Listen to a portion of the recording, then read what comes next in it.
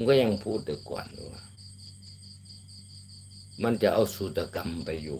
จำใจแดนให้เขมรก็ยิงดิ้งคือเอาคนที่อ่อนแออ่อนฝึกอ่อนหัดไปลบเอาสูตรกรรมไปลบไงรู้จักสูตรกรรมไหมทหารลุงเลี้ยงทหารเลี้ยงวัวทหารเลี้ยงควายทหารสนามกอล์ฟทหารดำนาทหารโรงเลี้ยงทหารประจำตัวต่างๆเหล่านี้เอาไปประเคนทางโน้นไปถวายหัวให้กับทุนจีนจัดการแล้วคนเก่งไปทำอะไรเขากุมันอยู่นี่มึงมาอยู่ใกล้ๆกูมึงมานั่งอยู่ตรงนี้นะมึงห้ามไปไหนมึงห้ามไปไหน